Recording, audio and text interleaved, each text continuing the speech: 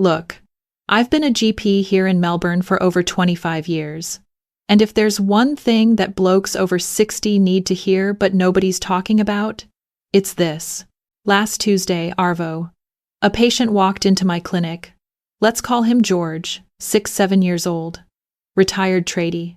Built like a brick outhouse his whole life. The bloke sat down, looked me dead in the eye, and said something I hear almost weekly. Doc Claire, I need your help. When I'm with my wife, everything works. I feel everything. But at the end, nothing comes out. And honestly, it's bloody terrifying. I reckon I've lost what makes me a man. I watched George's shoulders drop as he said those words. This tough-as-nails Aussie bloke who'd probably never shed a tear in front of anyone looked genuinely broken. And you know what? He's not alone. Not by a long shot. If you're watching this and thinking, crikey, that's exactly what's happening to me, then mate, this video is for you. Because what George was experiencing has a name. It's more common than you'd think. And most importantly, it doesn't mean you've lost your masculinity. Not even close. I'm Dr. Claire Hudson. And today we're talking about something that affects roughly 30 to 40% of men over 60, retrograde ejaculation, or as most of my patients call it, dry orgasm. Now, before you click away thinking this is too awkward or uncomfortable, stick with me. Because understanding what's happening in your body could genuinely change your life, your relationship, and most importantly, how you see yourself as a man. Right. So let's start with George's story, because I reckon it'll sound familiar to a lot of you blokes out there. George came in absolutely convinced something was catastrophically wrong. He'd been married to his wife Linda for 40 years, good relationship, still attracted to each other, still intimate regularly. But about 6 months after having surgery on his prostate, routine stuff, not cancer, just an enlarged prostate that was giving him grief with urination, he noticed this change. Everything felt normal during sex.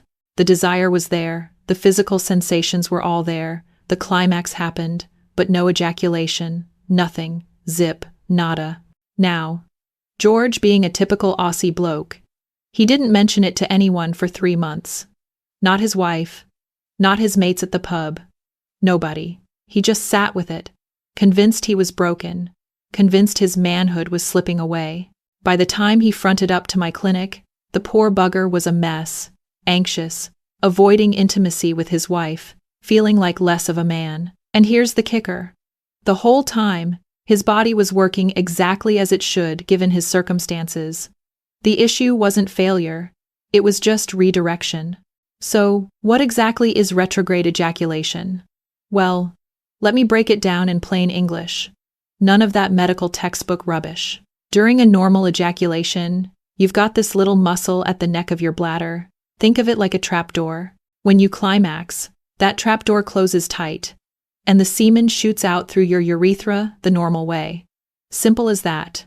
But with retrograde ejaculation, that trapdoor doesn't close properly. So instead of the semen going out and forward, it takes a detour backwards into your bladder. Your body still produces semen, you still have an orgasm, all the physical sensations are identical, but the semen ends up in your bladder instead of where you'd expect it. Now, this isn't dangerous. It's not going to hurt you. The semen just mixes with your urine and comes out next time you have a leak. But psychologically, mate, it can do a real number on a bloke, because we've been conditioned to think that ejaculation equals masculinity, equals virility, equals being a real man. So when that visible proof disappears, a lot of blokes spiral. And that's exactly what happened to George. There are 3 main reasons this happens, and I want you to pay attention here because knowing the cause can really help you understand what's going on. First, and this is the big one, prostate surgery. If you've had a TURP, which is a transurethral resection of the prostate, or any surgery where they've gone in to reduce the size of your prostate, there's about a 65 to 75% chance you'll develop retrograde ejaculation. It's not a complication, it's not malpractice, it's just a known consequence of the procedure. The surgery affects that bladder neck muscle I mentioned, and boom, redirection happens. Second cause, medications, particularly drugs for high blood pressure. certain antidepressants, and medications for an enlarged prostate, like tamsulosin. These can all affect that bladder neck muscle. They relax it, which is great for urine flow, but not so great for keeping that trapdoor closed during ejaculation. If you started a new medication and then noticed this happening, that's probably your culprit right there. Third cause, nerve damage. This can happen from diabetes, particularly if it's been poorly controlled for years, spinal injuries, or certain neurological conditions like multiple sclerosis. The nerves that control that bladder neck muscle aren't getting the right signals, so the muscle doesn't close when it should. Now, George's case was textbook prostate surgery aftermath. Once I explained this to him, I could literally see the relief wash over his face. "So, I'm not broken?" he asked. "Mate," I told him, "you're not broken. Your plumbing's just been rerouted." And that simple reframing understanding that his body was still functioning, just differently made all the difference. But here's where it gets interesting. And this is something I want you blokes to really hear. George asked me, "But Doc, what about having kids? What about, proof that everything still works?" And I said, "George, you're 67. You and Linda aren't planning on more ankle biters, are you?" He laughed, first genuine laugh of the appointment, and said, "Fair point, Doc. Look, if you're younger and fertility is a concern, that's a different conversation. But for most of my patients over 60, the question isn't about reproduction. It's about identity, about feeling whole, about maintaining intimacy with their partners. So let me give you a practical tip right now. If you're experiencing this and want to confirm that yes, it's retrograde ejaculation and not something else, here's what you do. Next time you have sex or masturbate and notice no ejaculation, immediately go have a pee and look at your urine. If it's cloudy or milky looking instead of clear or light yellow, bingo, that's your semen mixed in with your urine. That's retrograde ejaculation confirmed. No need to panic, no need to rush to the emergency room. Just make an appointment with your GP and have a proper chat about it. Now, I know some of you are sitting there thinking, "All right, Doc, I've got the diagnosis, but what the bloody hell do I do about it?" Right. Let's talk solutions. And I'm going to be straight with you, some cases can be improved or even reversed, and some can't. It depends entirely on the cause. If your retrograde ejaculation is caused by medication, sometimes we can switch you to a different drug that doesn't have the same effect. I've had patients where we've changed their blood pressure medication or adjusted their prostate medication, and within a few weeks, boom, back to normal. But this isn't always possible, and it depends on what other health conditions you're managing. Never, and I mean never, stop taking medication without talking to your doctor first. That's how you end up with a stroke or a heart attack, and trust me, that's a much bigger problem than dry orgasms. If it's nerve-related from diabetes, getting your blood sugar under control is crucial. I'm talking proper management, monitoring your levels, taking your medications, watching your diet. Good diabetes control can sometimes improve nerve function over time. Though I won't lie to you, mate nerve damage is often permanent. But even if the retrograde ejaculation doesn't fully resolve, managing your diabetes properly will prevent a whole heap of other problems down the track. Now, if it's from prostate surgery, here's where things get a bit tricky. In most cases, this is permanent. The surgery has physically changed the anatomy in a way that can't be undone. But, and this is a big but, there are still things you can do to improve your situation and your intimate life. First up, pelvic floor exercises. Yeah, I know. Sounds like something only Sheilas do after having babies. But hear me out. Strengthening your pelvic floor muscles can sometimes give you better control over that bladder neck. And I've had a handful of patients who've seen improvement after 3 to 6 months of consistent daily exercises. Here's how you do them. Blokes. You know that muscle you use to stop your pee midstream?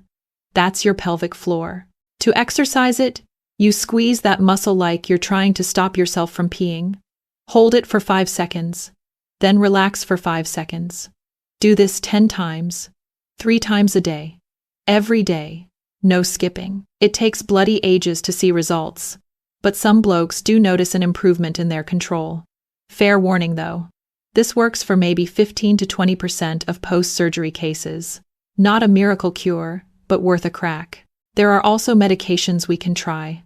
Drugs like pseudoephedrine, the stuff in cold and flu tablets, or imipramine, can sometimes help tighten that bladder neck muscle. These work better if the cause is medication-related or nerve-related rather than surgical, and they come with their own side effects. So again, this is something you discuss properly with your doctor, not something you self-medicate with. But here's what I really want to focus on.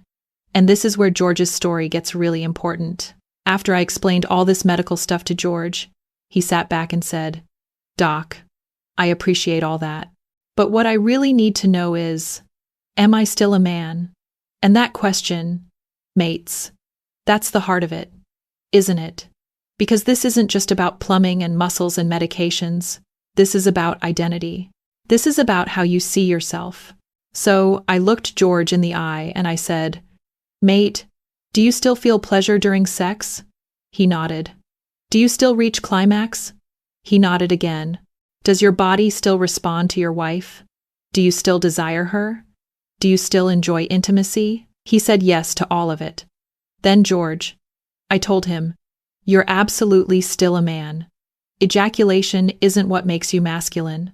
What makes you a man is everything you are, how you treat your wife, how you show up in your relationship, your character, your strength, your kindness.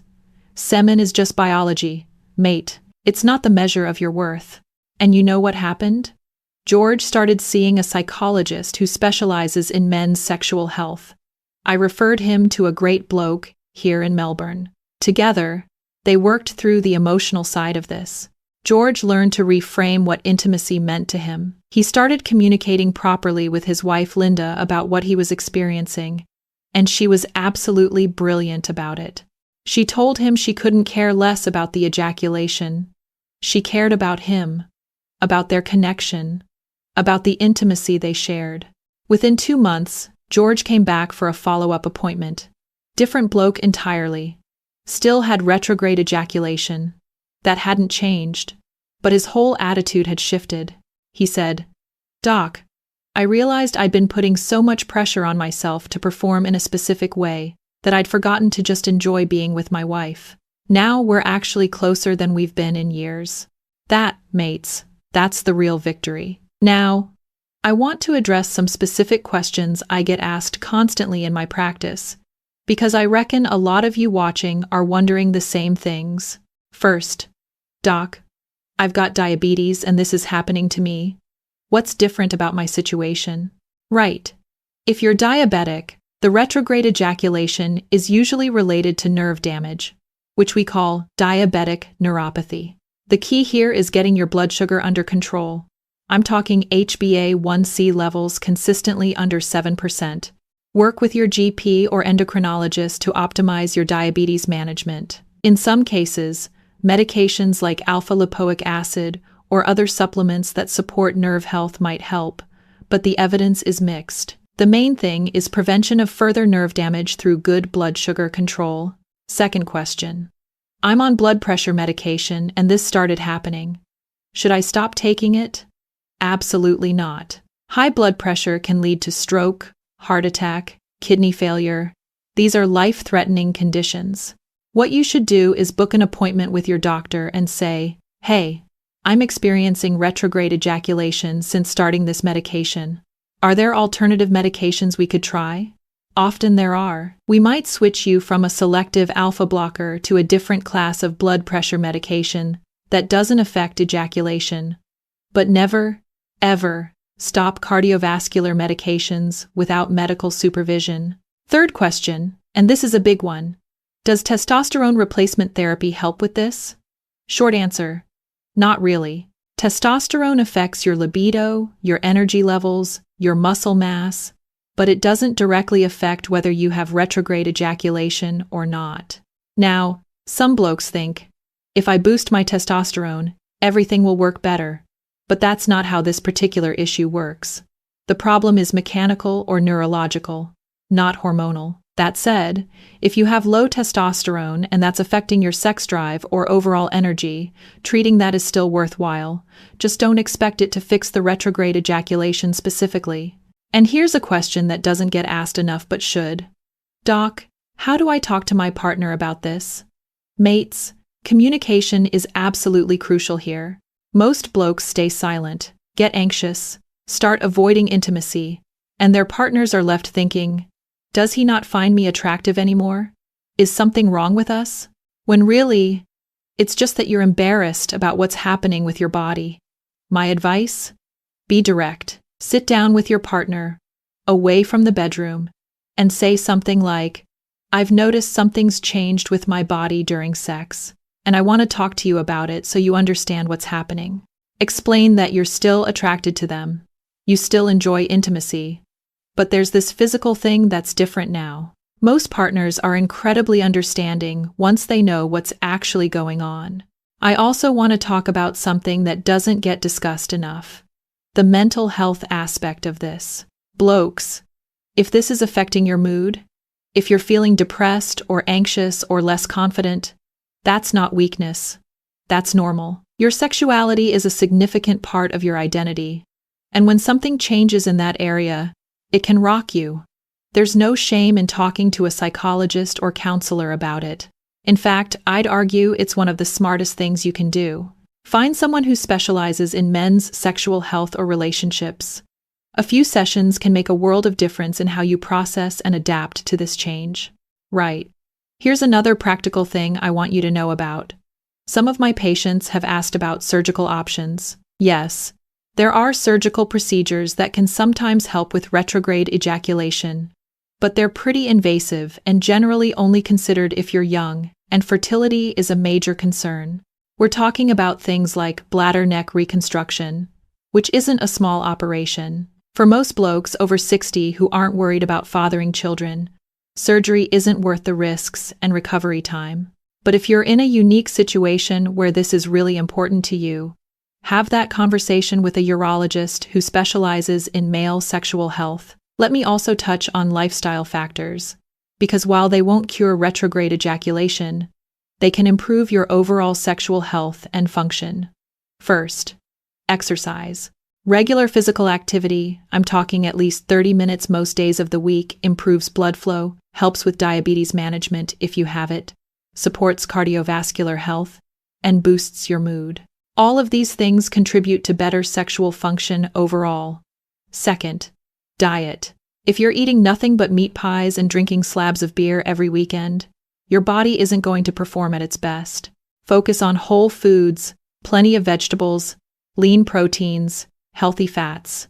Third, stress management. Chronic stress absolutely hammers your sexual function. Find ways to unwind, whether that's fishing, golf, spending time with mates, meditation, whatever works for you. And speaking of lifestyle, let's talk about alcohol. Look, I'm not going to tell you to give up your Friday Arvo beer with the boys, but excessive alcohol consumption can worsen sexual dysfunction of all kinds. If you're regularly drinking more than 2 standard drinks a day, that could be contributing to problems beyond just the retrograde ejaculation. Consider cutting back and see if things improve. Now, I want to circle back to something really important: the difference between retrograde ejaculation and other conditions that might seem similar. If you're experiencing erectile dysfunction, meaning you can't get or maintain an erection, that's different from retrograde ejaculation. With retrograde ejaculation, everything works fine. You just don't see ejaculate. If you're having trouble getting erections as well, that needs separate investigation because it might indicate cardiovascular problems, low testosterone, or other issues.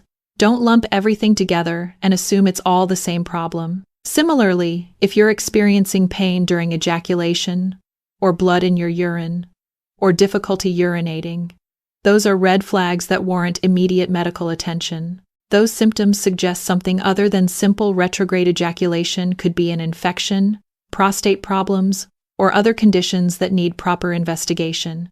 I also want to mention something for those of you who've had prostate cancer treatment. If you've had your prostate removed entirely or had radiation therapy, the situation is a bit different.